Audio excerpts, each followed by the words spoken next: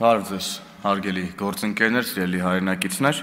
Ես ընդդիմության ներկայացրած նախագծին բովանդակային իմաստով այլևս կարիք չեմ տեսնում անդրադառնալու, որովհետև գործընկերներս կարծում եմ մանրամասն խոսեցին արդեն այն մասին, որ նման օրենսդրական փոփոխության անհրաժեշտություն չկա։ Ես ուզում եմ խոսեմ նպատակների մասին, թե ինչ ենք մենք հիմա անում։ Ըստ էության ընդդիմությունը իր հերթական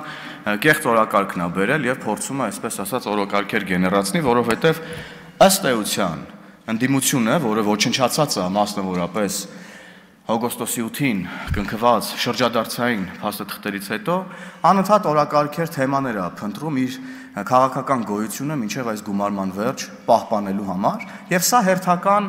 ուրեմն այդ դեպքերից մեկն է, ոնց որ մի քանի օր առաջ այս դահլիճում լսումներ էին,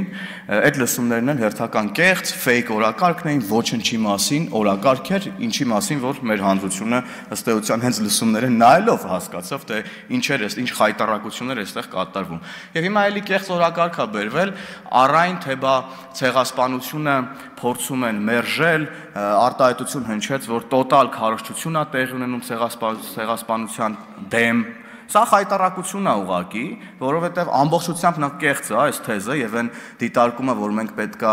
նայենք ինքներս մեզ եւ հասկանանք, թե ինչ է մեզ հետ տեղի ունեցել պատմական տարբեր ժամանակաշրջանում, այդ պատմական իրողության հերքման մասին չի։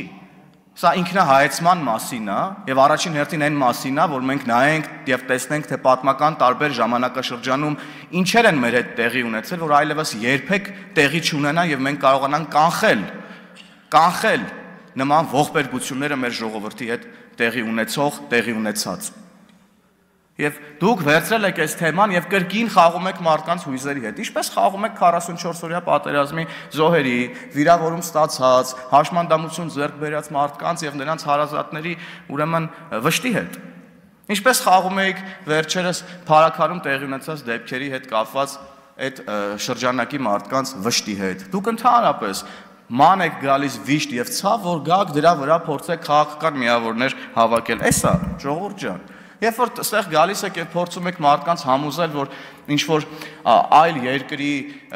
օրակարգեր են այստեղ առաջ տարվում եւ այլն, հղումներ եք անում, գրական ստեղծագործություններ են տարածում եւ այլն, նախ պարոն Մանուկյան, ուզում եմ ձեզ ասեմ, որ ժամանակակից աշխարհում կա on-line գրադարաններ եւ ցանկացած մարդ աշխարհի ցանկացած կետում կարող է կարդալ ցանկացած գրական ստեղծագործություն առհասարակ։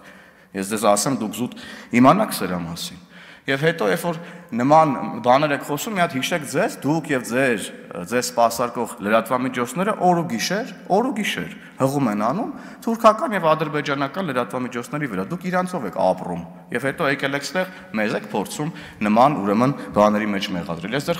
ձեզ խորհուրդ եմ տալիս դադարեցնել կեղծ օրակարգեր ուրեմն գեներացնելը, դա ձեզ չի փրկելու եւ չի պահպանելու ձեր քաղաքական գոյությունը մինչեւ գումարման ավարտը։ Շնորհակալություն։